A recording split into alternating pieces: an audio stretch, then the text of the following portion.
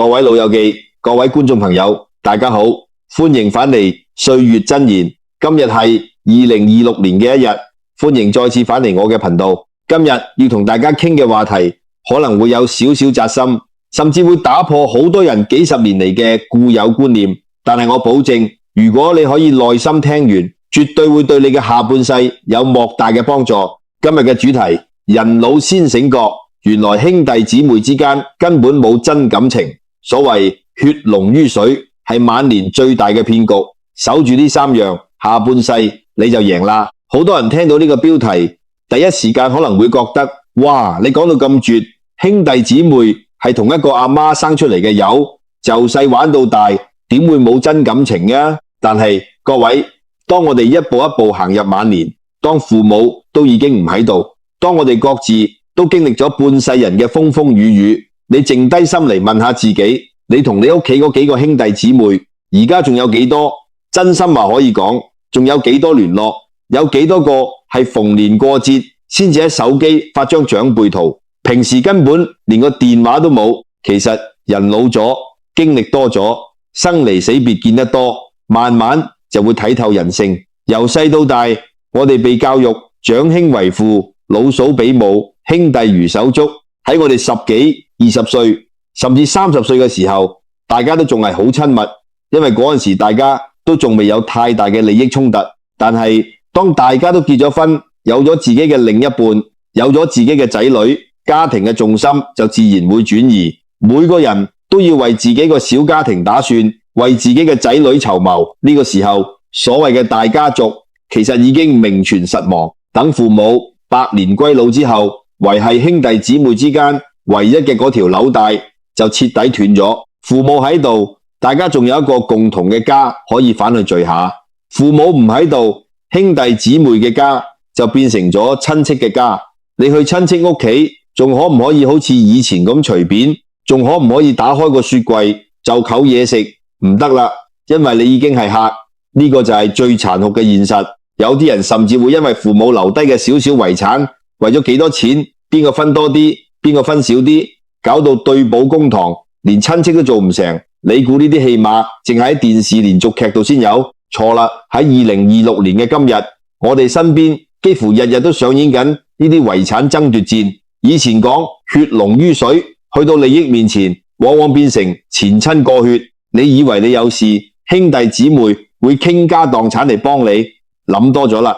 佢哋嘅另一半會制止，佢哋嘅仔女會需要錢，最終能夠真正依靠嘅只有你自己。所以睇透呢個晚年最大嘅騙局之後，我哋要點樣做呢？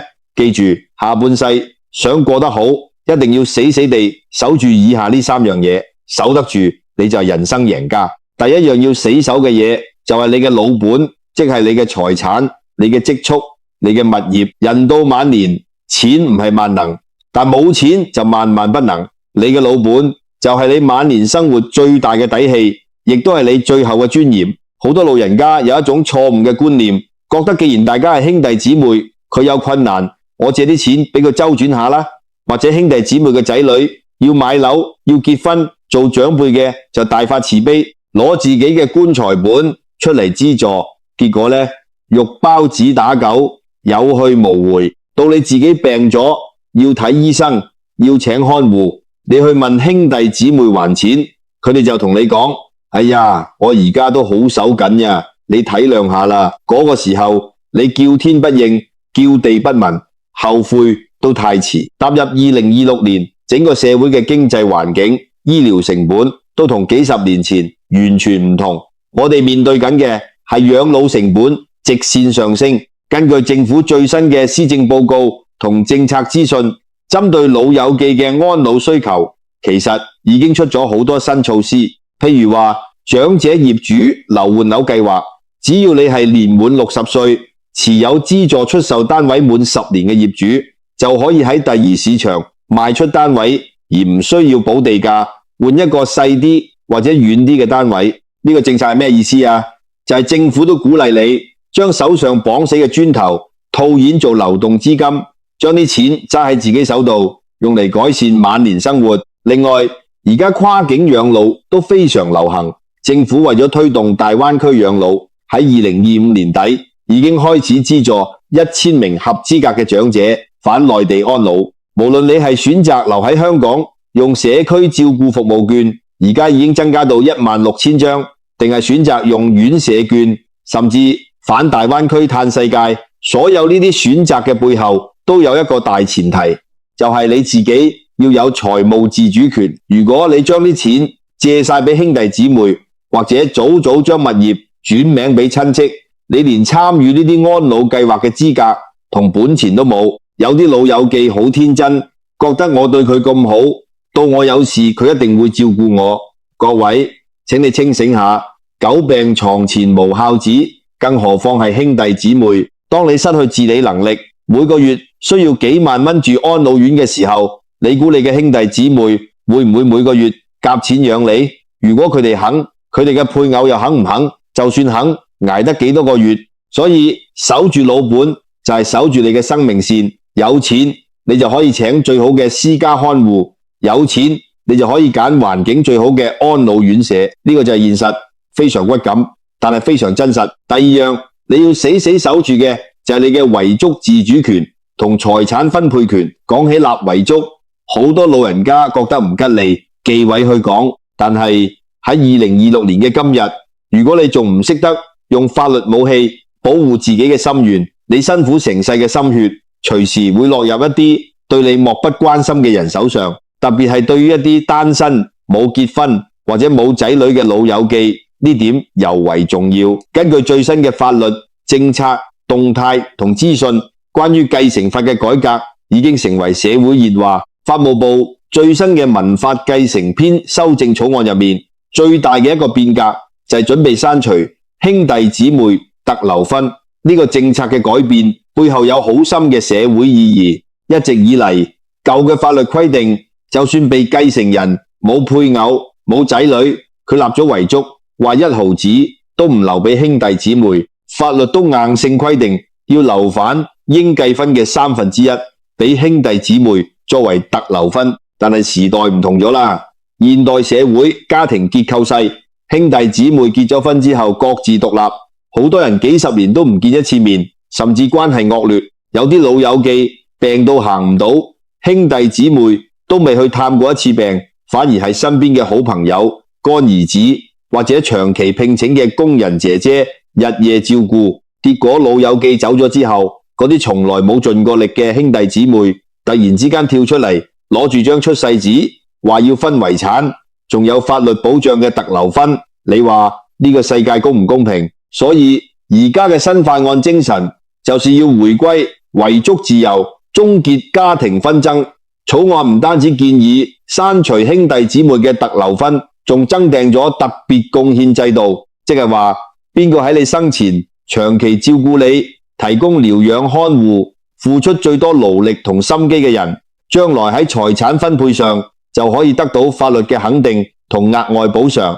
法律終於明白，血緣唔代表一切，實質嘅照顧同愛先至係最值得珍惜同回報嘅。明白呢個大趨勢之後，你就要行動，唔好等，趁自己而家仲精靈，頭腦仲清醒，個律師清清楚楚咁立一份合法嘅遺囑，將你嘅意願白紙黑字寫低。如果你覺得某個朋友或者某個非親屬嘅照顧者對你好，你想將財產留俾佢哋，你就透過法律手續安排好。如果你有兄弟姊妹，但你覺得佢哋根本唔需要你嘅錢，或者你根本唔想俾佢哋，你都要寫清楚，財產係你自己辛辛苦苦賺返嚟嘅，你有100%嘅絕對權力去決定佢嘅去向。第3樣要死守嘅就係你嘅健康同埋獨立嘅生活空間。我哋成日講老本、老伴、老友，其實最重要嘅係老健，身體健康先至係一切嘅基礎。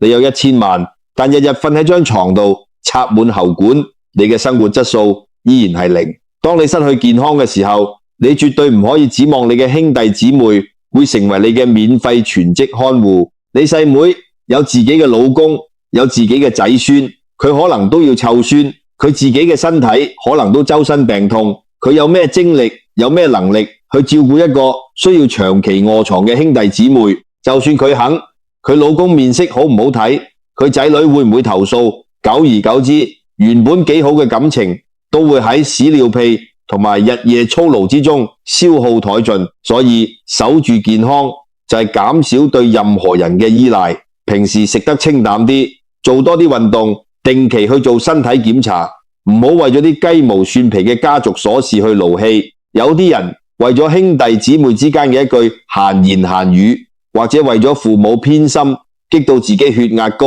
中風，為咗啲根本唔在乎你嘅人賠上自己嘅健康，係全宇宙最蠢嘅事。除咗身體健康，仲有一點非常重要，就係要守住你獨立嘅生活空間。老咗之後，千祈唔好因為孤單或者為咗慳錢就搬去同兄弟姊妹一齊住。俗語都有話，相見好，同住難。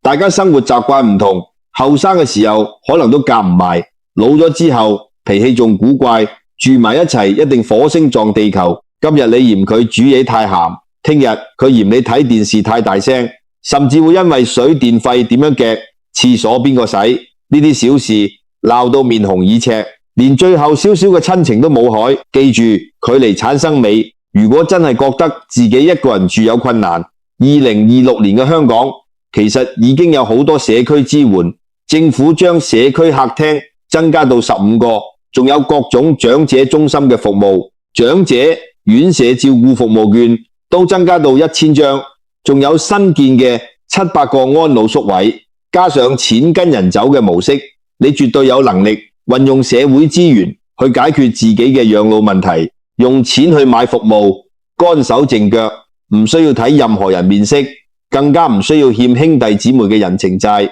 講到呢度，我想同大家分享一個真人真事。我有一個街坊，今年75歲嘅陳伯。陳伯後生嗰陣做生意賺咗唔少錢，佢係屋企嘅大哥，下面有2個細佬，一個細妹。當年細佬要結婚買樓，首期唔夠，陳伯二話不說借咗50萬俾佢。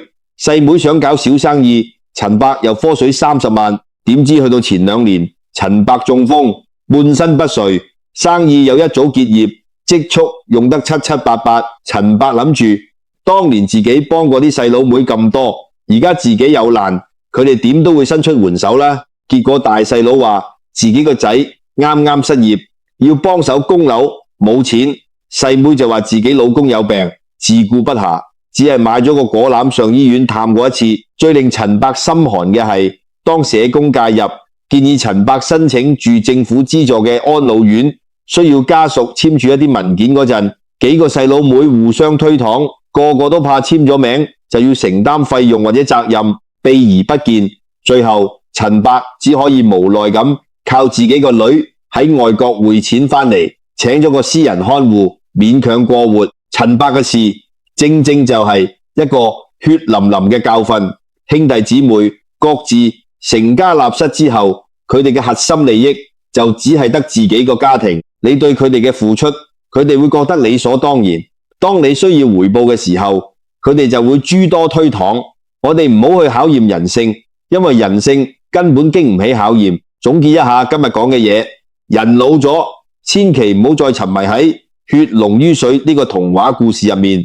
你要做嘅就係做一個精明嘅將軍，守住你嘅3大陣地。第一，守住你嘅老本；第二，守住你嘅遺囑自主權，及早立下遺囑；第三，守住你嘅健康同獨立空間。人生如戲，去到晚年，我哋已經做咗大半世人嘅配角，去到最後呢10幾20年，係時候做返自己人生嘅主角啦，為自己而活，為自己打算。當你手上有錢、有權利、有健康，你根本唔需要乞求任何人嘅感情同施捨，因為你自己就係你下半世最大嘅靠山。好啦，今日嘅分享就到呢度。呢條影片可能講得比較直白，但每一句都係肺腑之言，希望可以敲醒一部分仲喺度發緊夢嘅老友記。如果你覺得呢條片對你有啟發，請你幫我點個讚，分享俾身邊嘅朋友睇，亦都歡迎你喺下面留言分享下你對兄弟姊妹關係嘅睇法。未訂閱我頻道嘅朋友，記住撳下訂閱同埋隔離嗰個鐘仔。我哋2026年要一齊做個精明、通透、幸福嘅老友記。多謝大家收睇，我哋下集再見。